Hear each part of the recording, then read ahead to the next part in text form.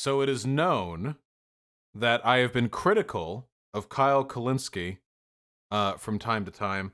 I maybe have spoken a little bit aggressively at some points with regards to that criticism, but generally speaking, I hold I would still defend, I think, many of the things that I've said. This is a video that has been brought to me by about 4,000 people.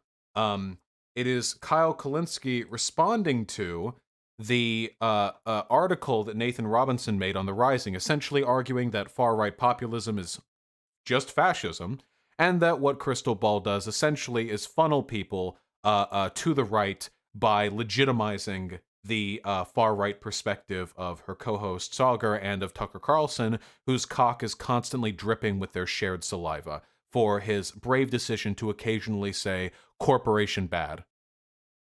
Now, Kyle over here has apparently made a video. I have not watched the video. I will now watch the video, and I'm going to make every conceivable effort to be charitable to Kyle Kulinski here, and I will address any criticisms I have. Hopefully you are watching this having already watched my extensive criticisms of Rising with Crystal and Sauger, because I have yelled at both of them quite a bit, and I think that is important context, but if not, I'll try to keep you all on board. Nathan J. Robinson of Current Affairs magazine wrote a critique of the show Rising with Crystal and Sauger. True. Now, before I continue, let me say up front that I actually like Nathan J. Robinson quite a bit. He wrote what I think is maybe the best piece I've ever read on Noam Chomsky. Just hit the perfect note, and I really related to it, so I'd highly recommend checking out Nathan J. Robinson's article on Noam Chomsky in Current Affairs magazine. He also wrote a superb piece on Jordan Peterson. That's another one that I highly recommend you check out. And listen, He did. I've promoted Current Affairs before. I think I tweeted out, hey, support their work, and, here's the link. And so that's how much I like Nathan J. Robinson, and I like Current Affairs. But this piece he did on Rising, here we go. Let's just say I don't view it like I view the Noam Chomsky one and like I view the Jordan Peterson one. Here we go. So here's the title of the Rising piece he wrote. Isn't right-wing populism just fascism? So the gist of his argument is that... the answer, by the way, is yes. It is. Unless anyone has an argument to me for how far-right or right-wing populism is ever manifested in any other way, which I have never seen happen. Crystal's good. I like Crystal. But Sauger I thought was good. Turns out, no, Sauger's bad. I don't like Sauger. And I think that... Okay. Sauger's actually terrible now, and Crystal is enabling the terribleness of Sauger, and it seems like an argument. I don't know whether he explicitly says it or doesn't say it, but I think his underlying point is like the show shouldn't exist because the left should have the left should have nothing to do with the populist right, or like the populist left should have nothing to do with the populist right because, quote, isn't right-wing populism just fascism? So just to clarify already, the argument isn't that we should have nothing to do with them. The argument is that we should stop pretending we have solutions in common with them. We can still debate them, we can still challenge their ideas, and if there are some very narrow elements that we can work together on, then maybe we could do that. But the key here is focusing on the difference between solutions and problems. We cannot ally ourselves with far-right populists because we agree on problems. Nazis also believed that international corporations and bankers were ruining the country. That is a position commonly held by leftists as well, but for very different reasons. We can't agree on problems, we must agree on solutions.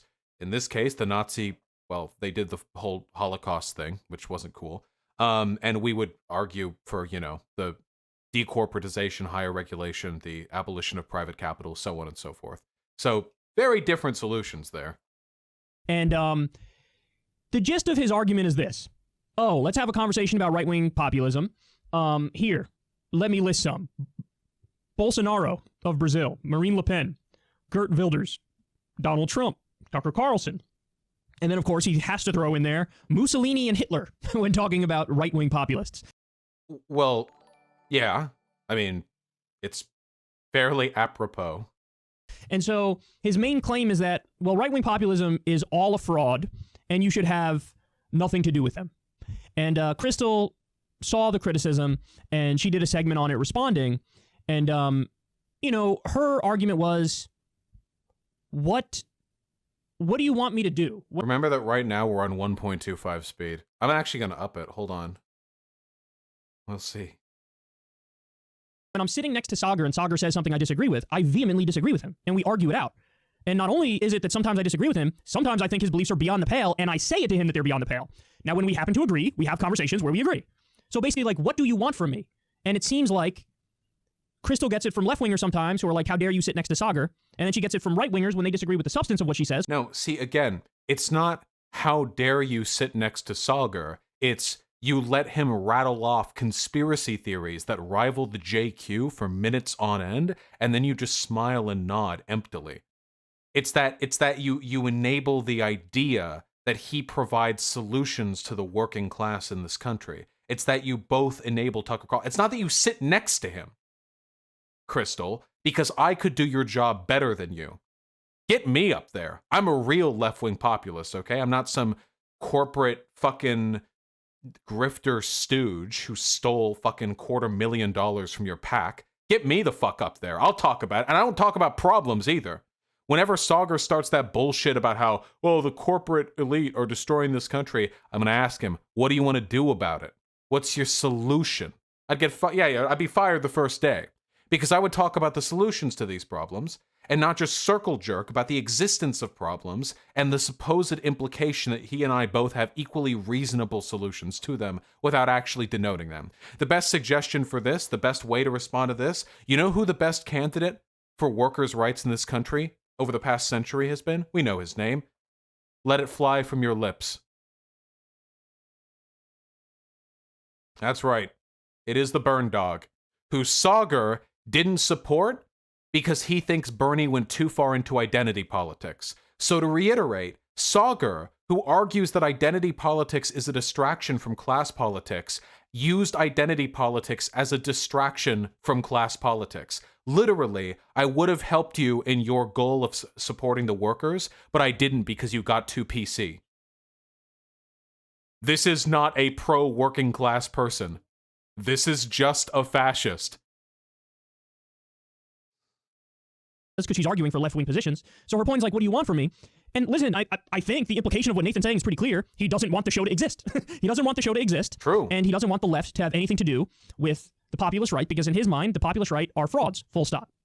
Now, well, it's not just that they're frauds, it's that they're fat. I don't care about the authenticity of their beliefs. I care about how damaging those beliefs are. They're frauds in the sense that they don't support the working class, but like, I don't care. They're just bad.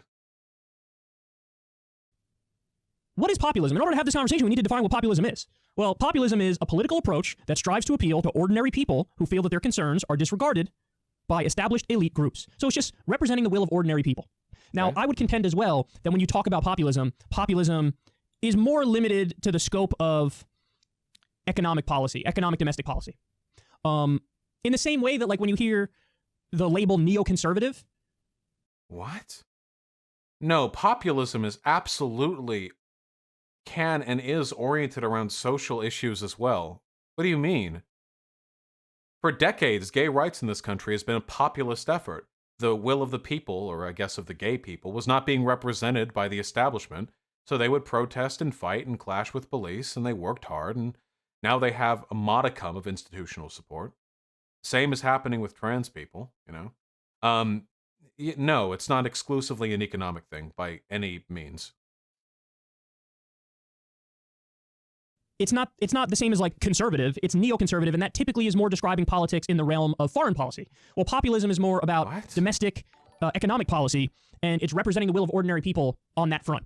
Okay, so yeah, but ordinary people, like also like gay people and trans people and black people, how this video was made during the BLM marches, like right now, the BLM marches are happening. How can you possibly argue that populism is exclusively oriented around a domestic economic axis?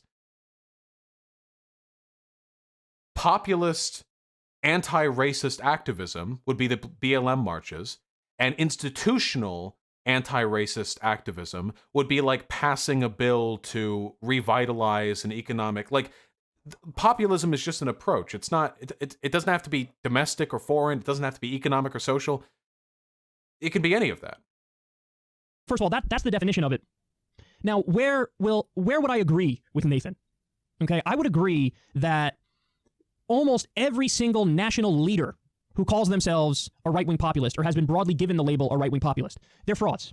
I think Tucker Carlson is pretty much a fraud. Every now and then he says the right thing about stopping outsourcing jobs, or that one time he agreed with AOC and Bernie about, let's limit the amount of interest that banks can charge.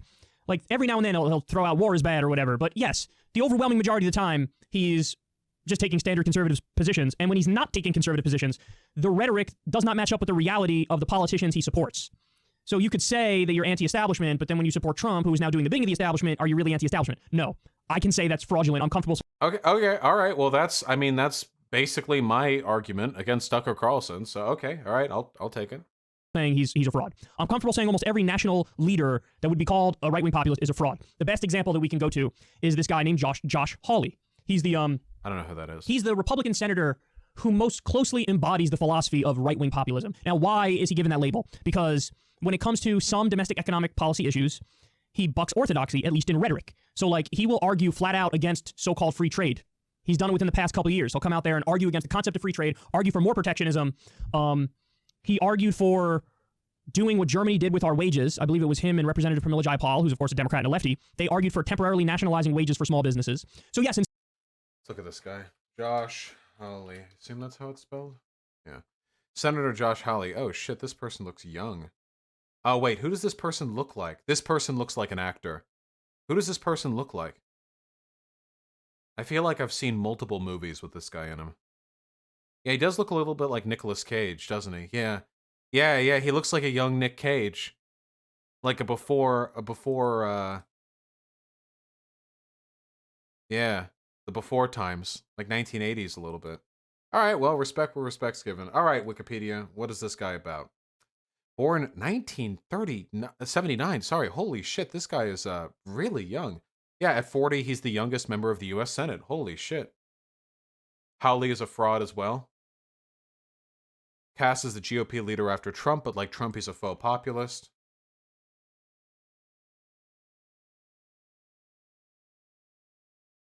Fuck off.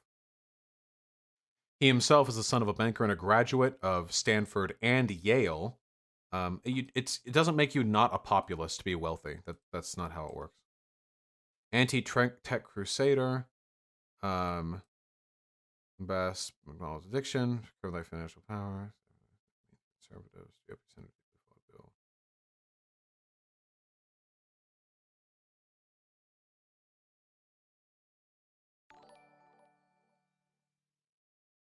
Hawley opposed ballot measures to raise the minimum wage for Missouri workers and to get rid of the state's right-to-work legislation. Nice! Very pro-worker.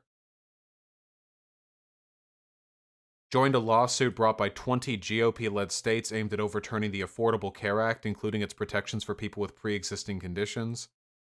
And he campaigned for a Senate seat while claiming he would protect such people. He took donations from right-wing billionaires such as the Koch brothers, now the Koch brother, Peter Thiel and Bernie Marcus, while enthusiastically endorsing Trump's tax cuts. Ooh. Very pro-worker.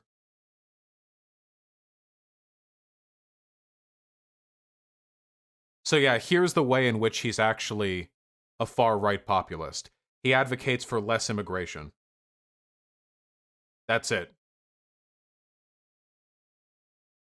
His brand of conservative nationalism. Yikes.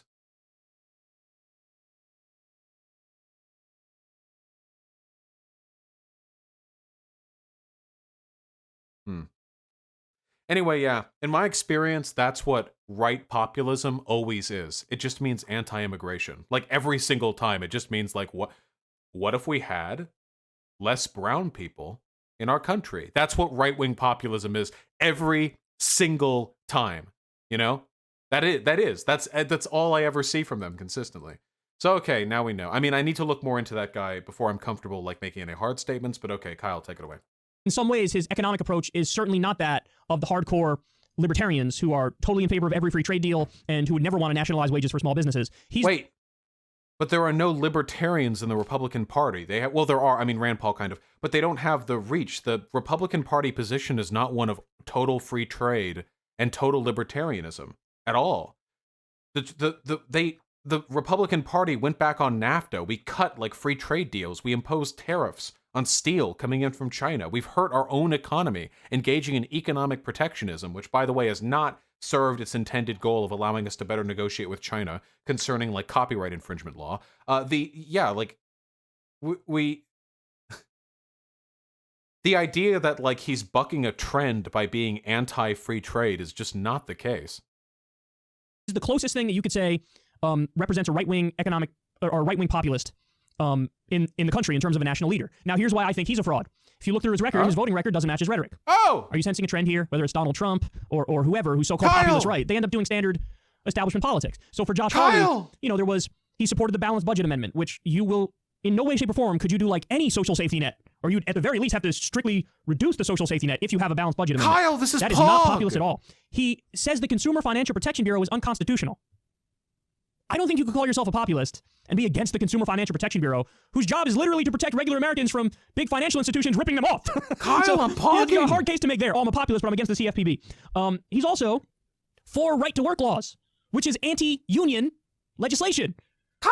That is definitely not populist. One of the cornerstones of populism would be for the workers, namely for unions.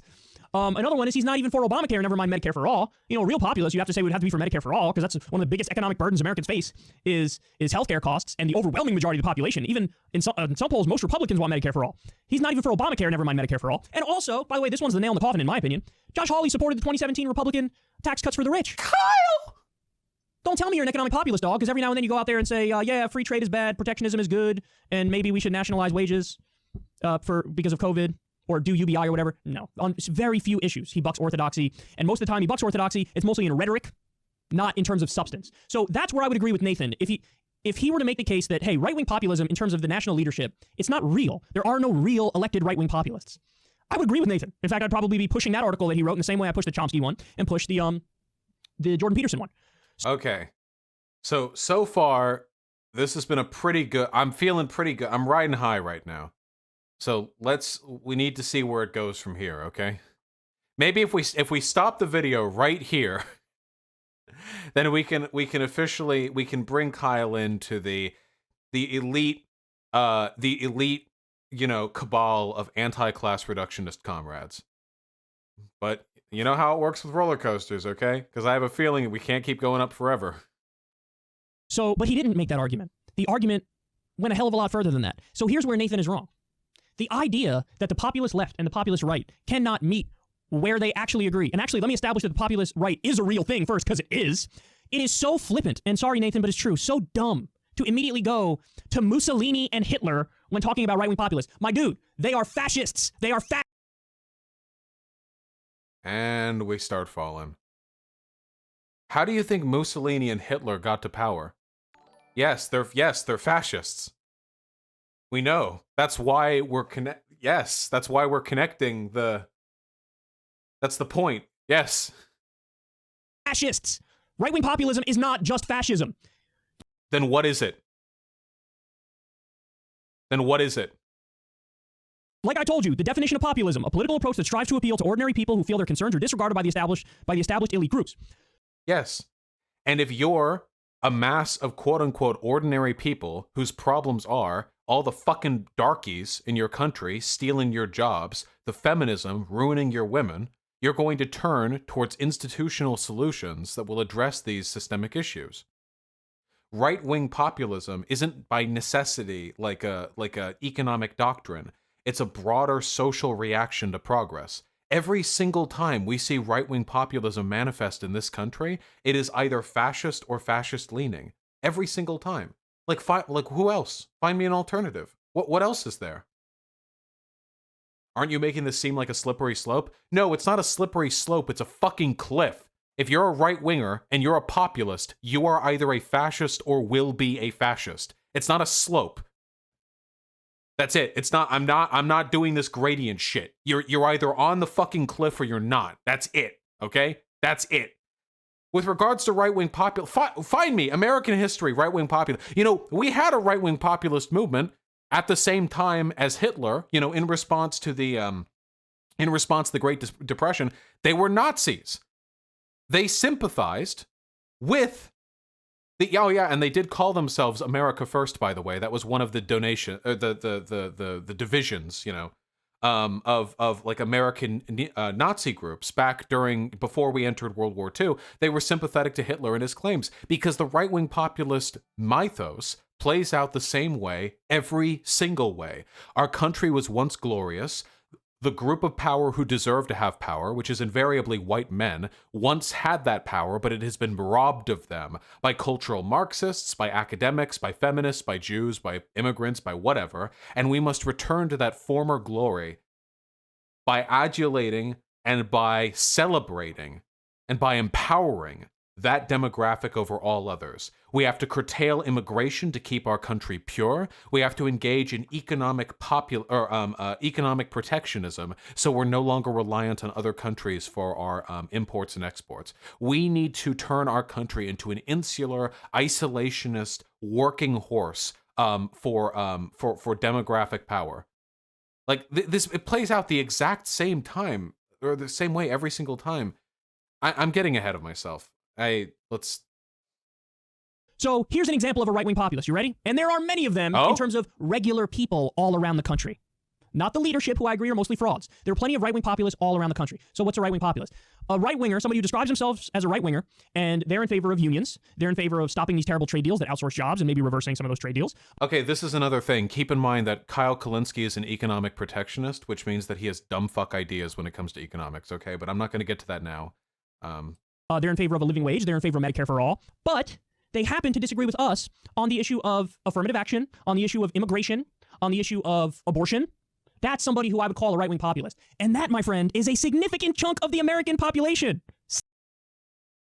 You just described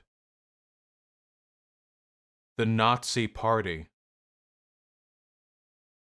You realize the Nazis also implemented social welfare programs, also implemented healthcare programs, you literally just described not for minorities? Yeah, of course not for minorities. Do you really think the conservatives in this country who want there to be a better medical care system would also pay for it to be subsidized in African American communities? Do you really think they would allow it for immigrant groups? No, of course not.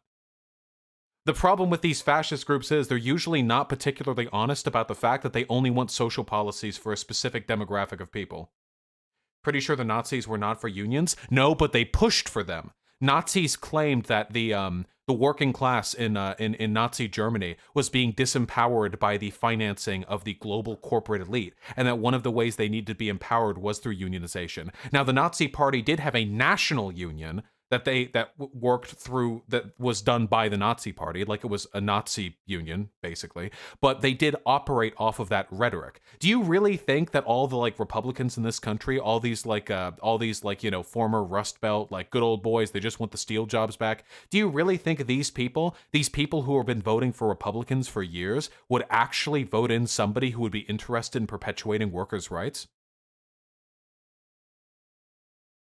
Then why didn't Bernie Sanders reach out to these people? And a follow-up question.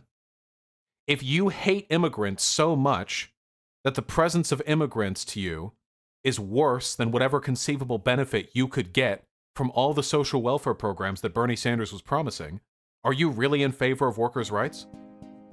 Toss a coin to your streamer. Oh, viewers are If you're like, yeah, I support all these entitlement programs, but brown people in the country, I don't know about that. I don't think I'm willing to trade that for that. Are you really pro workers' rights, or are you more anti-immigration? Where are your priorities at? Significant chunk. You want to know why? I see the polls. The polls are crystal clear. When you have most polls showing that the majority... Do you really believe all right-leaning populists are inherently fascist? Yeah, the Republican Party is literally mostly voted on by fascists. Trump has been literally America first, fucking gun down the protesters, fuck everyone, fuck immigrants, all brown people are rapists. I'm a rapist, but you don't mind it when I do it, for 4 years, and he has a 90% approval rating in the Republican Party. Yes, Republican voters are fascists. The only reason our country is still ostensibly a democracy is because the institutions we've built up are strong enough to resist their fascism. If we had weaker institutions, like, say, for example, the Weimar Republic did, yes, this would be a fascist country. 100%. Every single fucking time the Republicans come to power, they literally, like the disenfranchisement, the way they tried to deny voting to large swaths of the population, the voting booths they cut out, their clear and open contempt for our democratic process. Yeah, 100%. Yeah, absolutely. Yes, Republicans are fascists. Easily. Yeah. I'm not breaking bread with these people. Fuck them. These people's brains are broken, and I don't want to work with them. They don't share my solutions, and they don't care about workers' rights. Of Americans, every poll at this point shows the majority of Americans support Medicare for all. Some polls show a majority of Republicans support Medicare for all. Are there people in this country that are genuinely socially conservative but economically leftist? Yes! So what does Nathan do when you say... Okay, I know Kyle Kulinski is like a soak dem. You're not economically leftist for wanting fucking unions in healthcare, okay? Very important to denote that, okay? Hey, populist right politics, it's just a fraud. And let's talk about Mussolini and Hitler. What you're saying is let's take all these regular people who are not remotely near freaking fascists.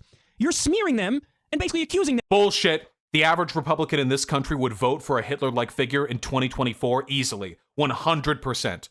Easily. Oh, yeah, 100%. I would bet my fucking life on it. If we went far, a person who, like, made it through the Republican primaries talking about how democracy was no longer suiting the needs of the average American people because the average politician is only beholden to their corporate interests, and they're different. They're working only off their grassroots donations and their own acquired wealth, and when they get to power, they're going to truly wield the power of the silent majority to do what needs to be done to fix this country. They would absolutely vote for this person. Yes, 100%. Keep in mind, when Hitler came to power, he wasn't talking about concentration camps yet, but Trump literally came to power talking about how Mexicans were rapists and murderers, came to power talking about how Muslims shouldn't really be a part of America, came to power talking about how he's gleefully going to commit war crimes and torture people in the Middle East, okay? They are not far off. Quit fucking whitewashing these people, okay?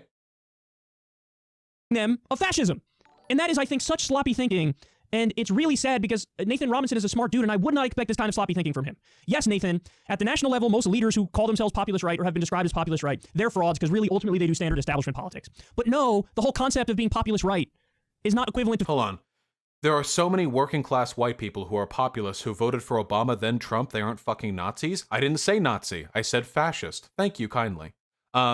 No, yeah, and a lot of them are fascists, yeah. The people who voted for Trump absolutely have an ideological disposition to fascism, or at the very least are permissive of it. Why do you think all of these skeptics online went from being, like, edgy Trump supporters to literal neo-Nazis over the course of 4 years? If you've been watching the progress of American discourse over the past 4 years, and you legitimately don't think there's some sort of inherent link between republicanism and fascism, then you haven't been paying attention, okay? You are shockingly ignorant. These people, those mentalities invariably drive people down towards fascism. Many of them are already there. Many of them will never be able to be pulled from that position. This isn't me being conspiratorial. Talk to your average Republican. Have you seen the kind of media they circulate? Have you ever looked at MAGA Twitter? Have you ever looked at Donald.win? These people are not just everyday, honest, good, hard-working white folk who just want their country back to the way it was. These people are fucking lunatics! They're fucking crazy! These are not... what you're thinking of right now is you're thinking of your grandpa. That's what you're thinking of. You're like, oh, well, Grandpa's a little conservative. Nah, ask Grandpa about illegal immigrants, okay? And wait, and fucking make sure you have a gun on you, because they're probably going to go fucking feral and attack the nearest person, okay? Nah. Do not... You may humanize these people because they are humans, but do not absolve them of their ideological deficiencies because you personally know of quote-unquote good conservatives, okay? These people are fucking crazy. To fascism, and they're not all frauds. There are plenty of regular Americans who I would call populist right and who the polls would show are populist right. So let me answer Nathan's question. And this is kind of to reiterate what Crystal Ball was saying in her segment on this when she responded to it. Take yes for an answer when somebody agrees with you, dude. But they don't agree with me. I have never met a Republican who agrees with me on anything, on any issue. They'll say stuff like, we need to help the working class. Where do they agree on solutions? Why didn't they vote for Bernie Sanders? Why didn't they push for Bernie Sanders?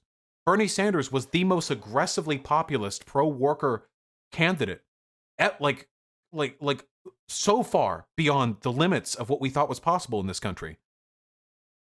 And they didn't do it. They didn't bite.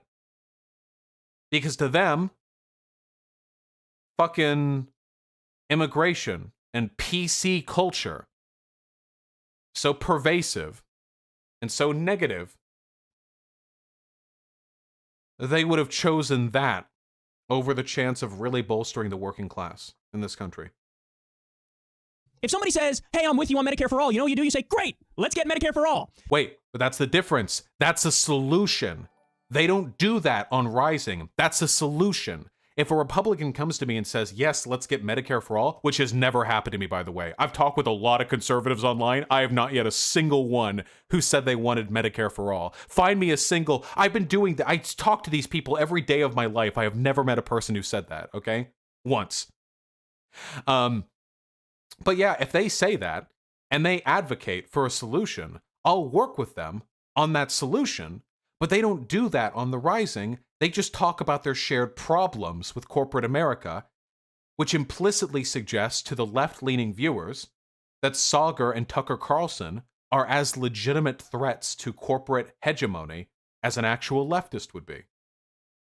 Now, when that same person says, I'm against the right to choose in all circumstances, there should be 0 abortions, you go, okay, on that, not only am I not going to work with you, I'm going to fight you every step of the way. That's what I'm going to do. You understand?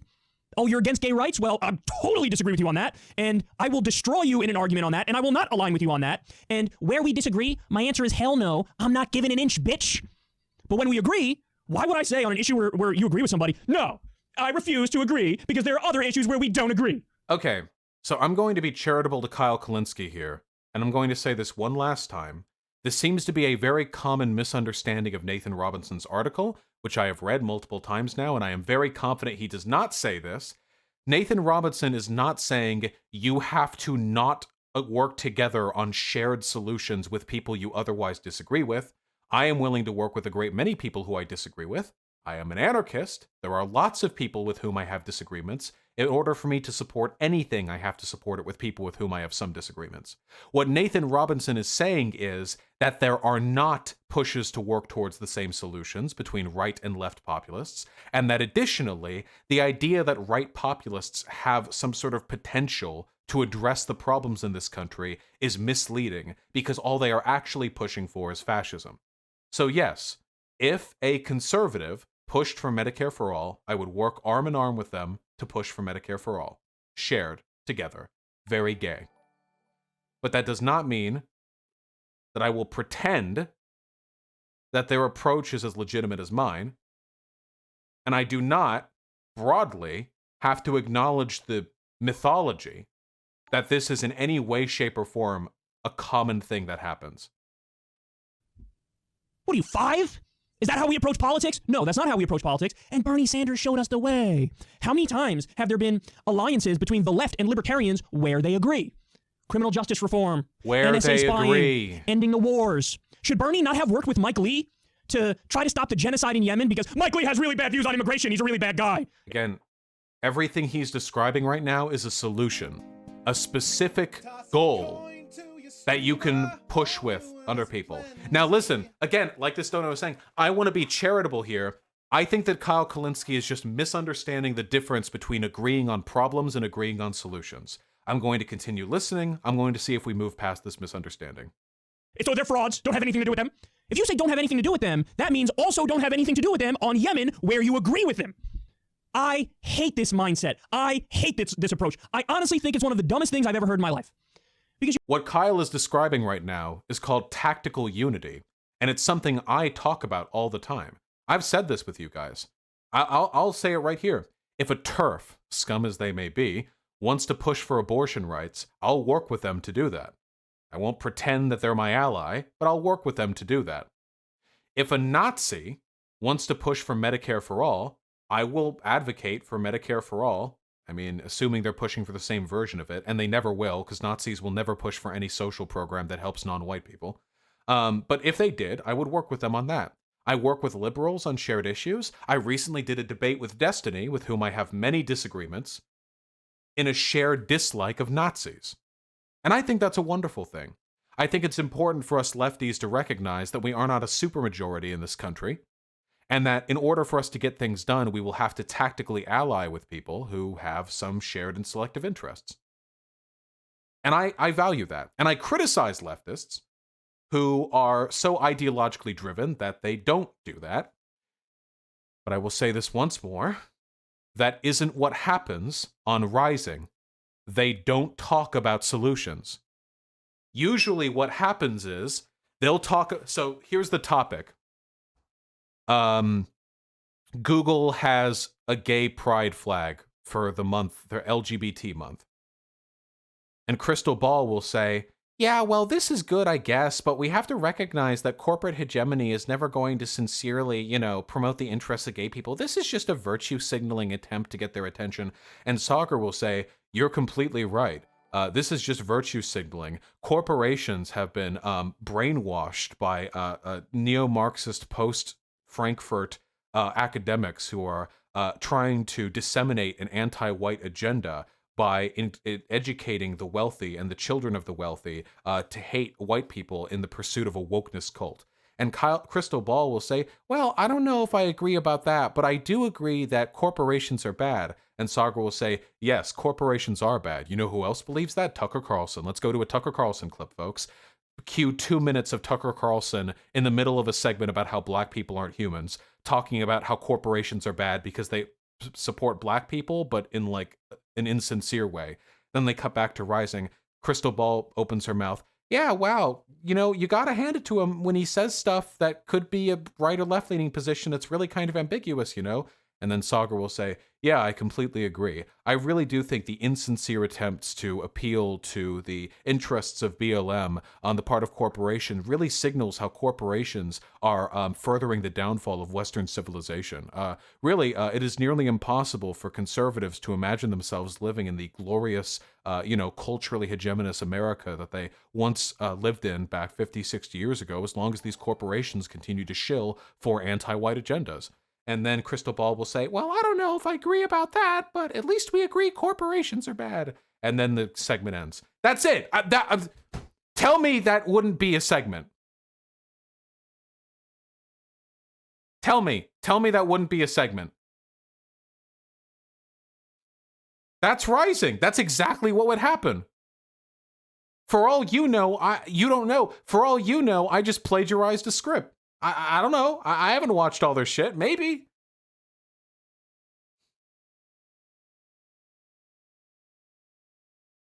Anyway, the point that I'm making here is that their banter never is about solutions. They argue over the solutions. That's the funny thing. Rising kind of proves my point. They both agree that something is a problem, but like in a very broad, non-committal way. But then they'll have completely different solutions. Saagar will talk about the death of the West and how, wokeness is being used to put white men on the pyre, and Crystal Ball will like limply make some argument that actually equality is good. They disagree on the solution, so what is there for them to work together towards, Do you want to know why everybody seems to understand, or most people seem to understand, when you talk about how the left and so-called moderate Democrats should get along on issues where we agree, everybody goes, well, duh, because you agree on those issues.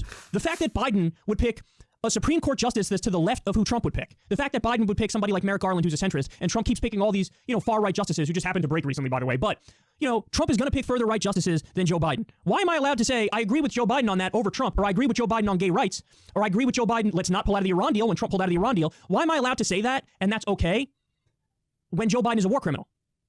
Joe Biden's a war criminal. He has the blood of hundreds of thousands of innocent people on his hands. He supported the Iraq War.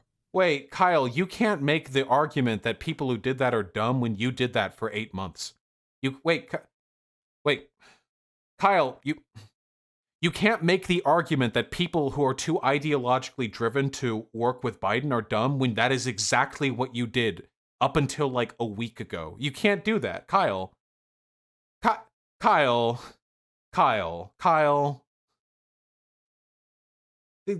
Kyle's literally like, and that's what I've always been saying. These Bernie busters are dumb because they're too ideologically driven. They're too quote unquote principled for them to recognize that Biden will do better things than Trump will, and that at the end of the day, that's the only thing that matters. And he's like, well, wait, Kyle,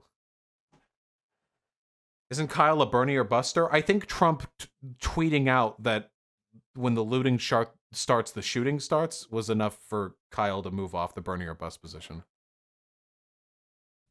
So why, if Nathan when was the looting starts, the shooting starts. You try saying that out loud, okay? There's a reason why Trump had to tweet that. If he said that at a rally, he would have stumbled over it. Consistent, he would say the left should have nothing to do with any moderate Democrats. Why? Because according to his conception of the world, they're frauds. He's a war criminal, case closed, so then even on the issues where you agree with him, you can't work with him and you can't say that you agree with him. See, notice how it only cuts one way. It only cuts one way. Everybody understands, well, duh, the areas where you agree with the moderate Democrats, whether it's gay rights, abortion, social issues, court picks, well, obviously we agree on that and we'll work with them on that because, duh, we agree with them. But when it comes to Saagar, and Saagar says, hey, I agree with you guys, let's stop outsourcing jobs, Nathan's response to that is, you're a fascist, you're a fraud, and I want to have nothing to do with you. No.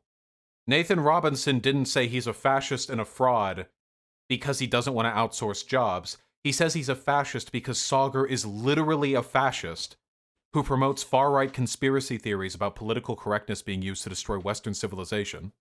And he said that Saagar is a fraud because he literally talked about how, a box? What is the box? Oh no. Are we cutting into the middle of the segment? You know what? We're keeping this in for the YouTube. What do we have? What do we have in here today?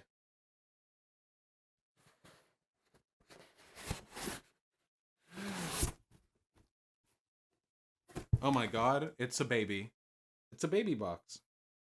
Hello. Hey, you're going in a YouTube segment this time. No way I'm editing around this. Hello.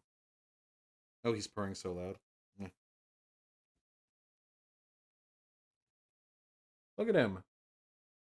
He's way more handsome than I am. Yeah? He's chill. He's in the box. Yeah? Here, let's...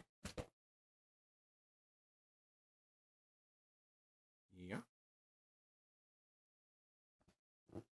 I'm choking myself out here. Yep. There we go. He wants to eat me.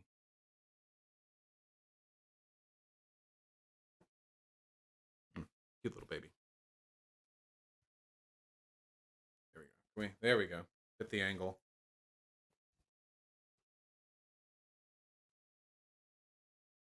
Yeah? You're gonna hit me. Oh yeah? You wanna try and hit my face? Fool. Whoop. Whoop. Yeah? What does it mean? Alright. Here. Enjoy your... There you go. Enjoy your little box. There you go. There you go. You're safe now. Little fucking violence, baby.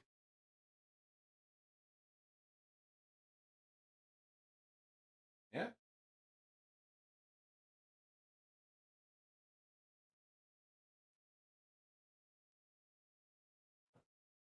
There we go. Well, he can fuck around for a bit. I'll let him in here for a little while, you know? Let's see what kind of damage he does. See, with this approach to politics, you get literally nothing ever done. And you burn every single freaking bridge. And he refuses to acknowledge, and there are a lot of people who refuse to acknowledge this simple concept, this simple notion. You're allowed to say yes when we agree, and no when we disagree, and even beyond that, yes when we agree, and no, and your beliefs are abysmal, abhorrent, and beyond the pale when we really disagree.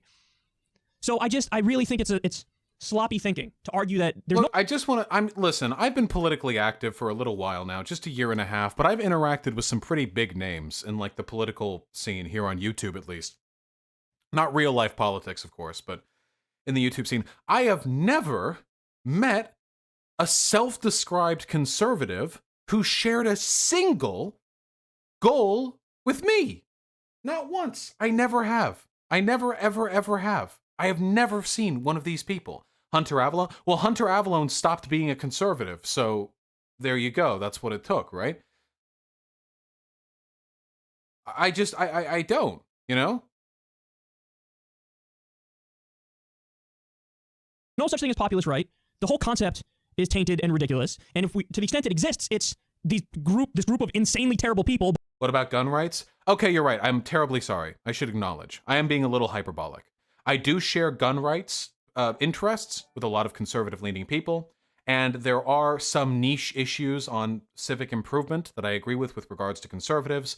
But as for this like broader populist right thing, um, fuck the NRA though. Yeah, of course, fuck the NRA. But as for the broader populist right thing, these examples Kyle Kulinski is giving, like, oh well, they want Medicare for all. Like, okay, fucking please, God, find me some populist rightists online who will talk with me about implementing Medicare for all. You know, find me these populist rightists online. And the problem is, for when I think economic populism, I think let's improve workers' rights. When they think economic populism, they think let's get rid of immigration. So there's a very, very different approach to these things, like from where you come from. Bolsonaro, Marine Le Pen, Mussolini, and Hitler. And so you're equating regular Americans who are like for Medicare for all, for a living wage, for unions, but like against abortion and for immigration restrictions. You're equating them with the worst monsters in history. It's just, it is not. The average Republican would have voted for Hitler. Or, well, there wasn't really an election, but the average Republican would have supported Hitler. 100%. Yeah, that's the easiest call in my life. Yeah, definitely 100%. Super duper easy. There have literally been studies done on the authoritarian brain. Tend to be lower IQ, more fearful, more impressionable. They tend to respond differently to different emotional responses. I'm not joking. This is true. The authoritarian brain, they're very submissive, like to authority. Like they want to, you know, kind of just be like placed under the thumb. This is weak science, TBH. No, it's not. The studies done on the emotional and intellectual predilections of people who tend to support authoritarianism are pretty substantiated. I know the study. There are multiple studies, and it's known that conservatives tend to have a lower IQ.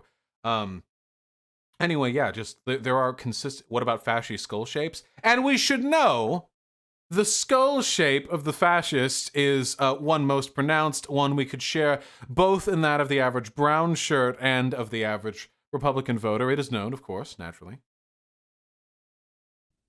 It's sloppy thinking. It's broad thinking. Hitler came to power through election vote? No, he didn't. Why are people saying this? Hitler got like 33% of the vote in an election, but he lost, and then afterwards he was appointed by Hindenburg, who thought that by appointing Adolf Hitler, he could capitulate to the far right. He was appointed. He didn't win the election. It's generalized thinking, and it's not even the same approach that you would take to dealing with moderate Democrats who might be war criminals.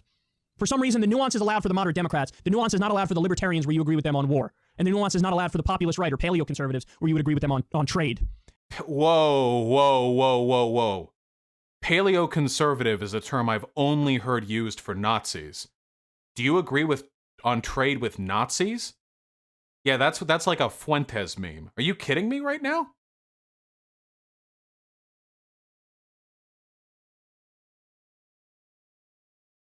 What? Okay, guys. Don't do economic protectionism, okay? Listen, don't do economic protectionism, all right? Just don't. Don't do it. Cutting immigration won't make anyone's lives better, okay? It won't improve anyone's lives, all right? Don't. Why would I ever want to agree with a paleo? You know what? Every single person I've ever heard call themselves a paleo conservative wants to end all immigration. Why would we ever do that? Kyle said Tucker and Stefan are paleo-conservatives. Well, Stefan Molyneux is a Nazi, and Tucker is a fascist. He's talking about trade, not immigration. Yeah, but the two are related. From an economic perspective, immigration is the trade of human labor. It's a form of economic transaction. You need immigration to facilitate certain trade relations. They're related. Have you ever met a person who was anti-free trade but pro-free immigration? They tend to come together. He's not arguing to restrict immigration. If you agree with somebody who you call a paleo-conservative on trade, yeah, Kyle is anti-free trade but pro-immigration. These are such incompatible positions. Oh god. Oh no. Are we gonna have to do the economic protectionism memes right now? I can't do it. I can't do it. Okay. Take yes for an answer. When there are frauds who are pretending to be populist right, but ultimately aren't, sure, call them out. By all means, I'll be right there with you. I just did it. I called out Josh Hawley's entire record. But to the extent that there are people that actually are populist right and actually do agree with you, of course you work with them on the issues where you agree. Okay. And you okay.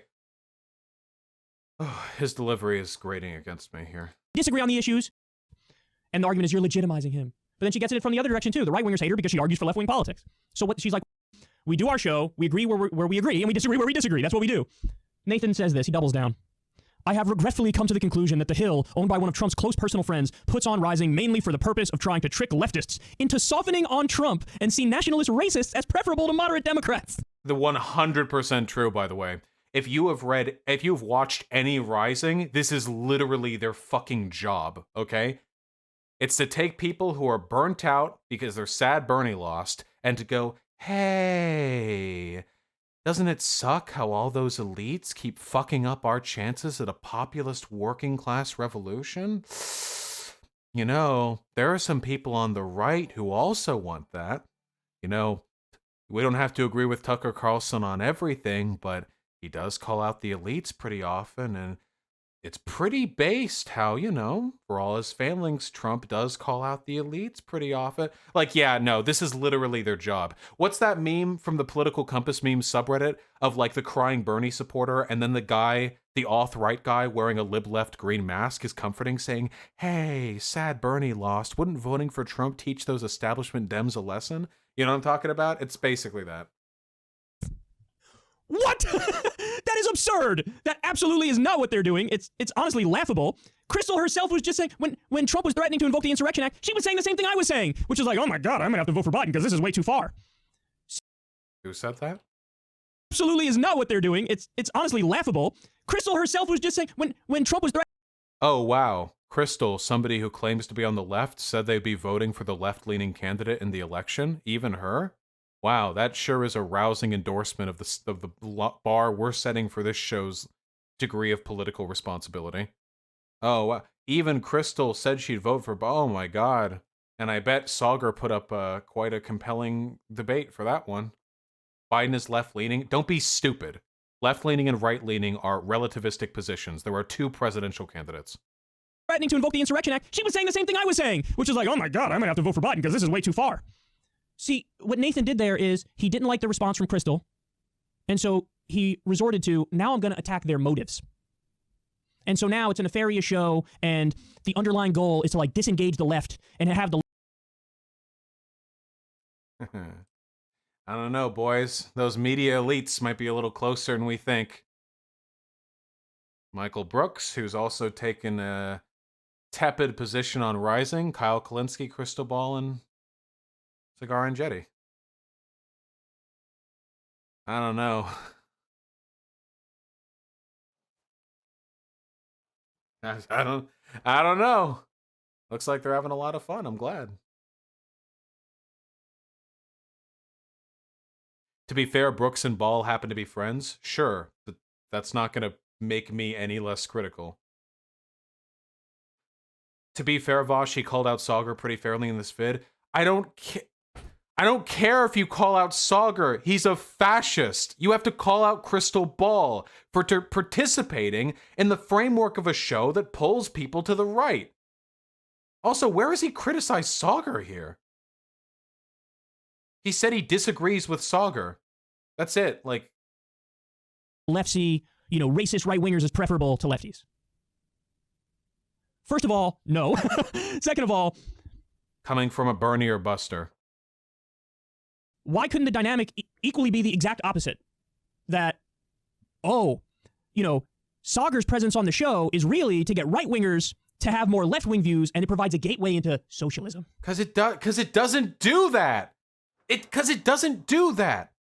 Because they talk about problems like workers' rights, and then they pretend right-leaning people have solutions to this, and then Sauger goes off on some conspiracy bullshit for 5 minutes. They don't do that. That's not how the show works. You can't just putting a left-leaning person and a right-leaning person together in the same studio does not guarantee an equal degree of transmissibility of political opinions. The pipeline does not always flow both ways. The structure of the show which is, by the way, produced by a Republican on a platform called The Hill, which is, by the way, run by one of Trump's close personal friends, believe it or not, might be designed in such a way to push people to the right.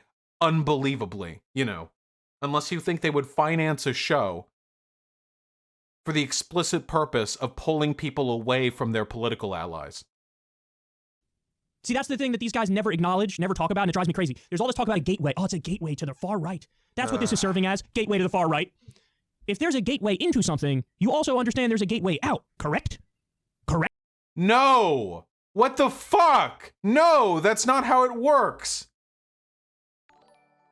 Oh yeah, dude, 100%. Oh yeah, when you move from Thunderfoot to Sargon of Akkad to Stefan Molyneux, it actually goes the other way. Lots of people go from Stefan Molyneux to Sargon of Akkad to Thunderfoot. Yeah, there are tons of people who started watching neo-Nazis and came out of it being fans of Anita Sarkeesian. That's definitely how it works. No! He's literally like ignoring the way the alt-right pipeline works. Do you know what a current is?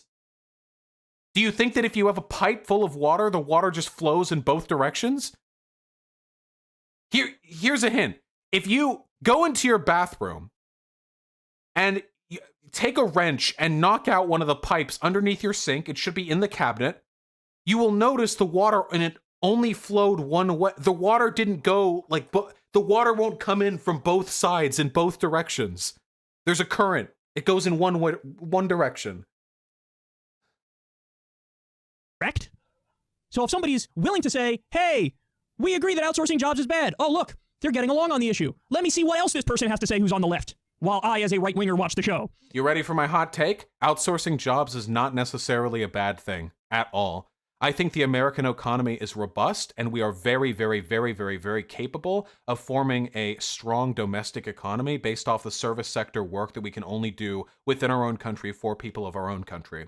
And what's more, engaging in the sort of neoliberal globalized trade that these people rail against, and I rail against, but for different reasons, gives us an opportunity to diversify the strengths of our economy, invest in other nations, build diplomatic relations with countries who will one day be powerhouses equivalent to us, and in the long run facilitate a much better economy. Do you think that the American economy would be fixed if every American consumer had to pay twice as much for a new car, but we brought all the factories back? Do you think that'd be better? Woo, 30,000 people in the Rust Belt got their jobs back. Woo! Now, of course, even for those people, wages do not keep up with productivity because that hasn't happened to any other industry, and now everything's going to be more expensive because these workers are being paid more, which means that the corporations are going to have to sell at a higher price, which means that people in America are more likely to buy foreign cars because those foreign companies are outsourcing, which means that we're going to have to introduce tariffs on foreign products. Basically, any product that we, for some economic reason, bring back to this country, we're going to have to implement tariffs on the corollary, the stuff that comes in from other countries, which means that, hey, all that shit you guys like buying that comes from Japan and Germany, fucking sorry, that shit's gonna cost twice as much. Yeah, you liked your iPhones being 1,000, how about them being 2,000? But it's okay, guys. We brought back these antiquated, dying jobs that are going to be automated in 15 years anyway. That's gonna, fucking, that was worth it. Economics is complicated. People have a tendency to blame the wrong things for problems. In a capitalist economy, which is an economy that we live in, whether we like it or not, really sorry, that's the one we live in, labor and capital need to flow freely across borders in order for us to maximize profits. Now, there are two things that we can do for that, okay? We can either hurt the planet and the entire economy of our country by obfuscating that process and trying to restrain the transmission of labor and capital, or we cannot do that and instead use all of our extra money to invest in social programs and invest in our diversified economy to allow people to adjust to the way our economy works today. I mean, Vosh, don't you think there are some moderate conservative populists who aren't really fascist, but ultimately just want some kind of universal safety net? Um, if they would be voting Democrat. Because Republicans take away social safety nets like relentlessly every time they're given the opportunity to effect one. So no, they wouldn't be a conservative. If they actually cared about that, they wouldn't be like a conservative. If they were moderate, then they would recognize that Democrats are more likely to get that across. They could be misinformed, but I'll be honest, guys. All those Republicans who are like, oh, well, I'm actually not racist and not sexist, and actually I'm pro-worker, just I can't stand abortion, you know? You know what? Fuck them. Fuck you. I don't care. Fuck you. I don't care. I'm sorry. I don't give a shit. Abortion has been legal in this country for goddamn near 50 fucking years, and you people are still whining over it, okay? Holy shit. I don't care. Quit holding back the entirety of the fucking country because you're mad you lost a Supreme Court decision.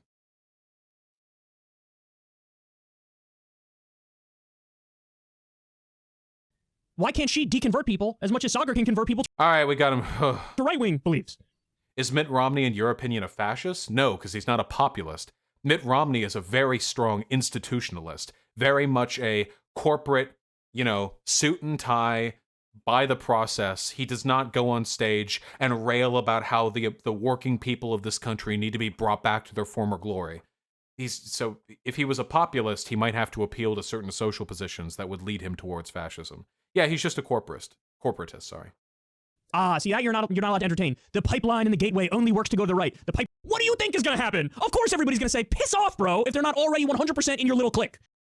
This is on a platform that is not an outsider platform. As I told you guys before, this show is deprioritized in the algorithm. My show, you know whose isn't? The Hill. Because it is owned by a corporation. And so they got through all the algorithm deprioritization stuff, and so this is why they grow so much faster than all the other lefty channels. They do a good show, but it's not just because they do a good show. It's all the other lefty channels on a network owned by a Trump friend and run by a Republican. And all over the place. So you don't think that people who are saying the things that they're saying, you don't think like management is like always on their last nerve with them? They are. I happen to know they are. So this idea that there's like, this grand plan where the puppet masters are pulling the strings and really we're using Krista just to, make Trump and the Republicans look good, even though she always goes after them. It's Nathan, what are you doing, man? I don't think Nathan never said that she was part of some conspiracy. I don't think that Crystal Ball is some sort of like deep state plant to make the left look bad. I just think she's a cynical, irresponsible grifter who might be stupid enough to think she's doing something positive. Kyle Kulinski, the way you run your channel is more than enough proof that it is entirely possible to further really bad opinions while being very sincerely progressive and left-leaning. No, I'm sorry, but like, it doesn't have to be a conspiracy. Crystal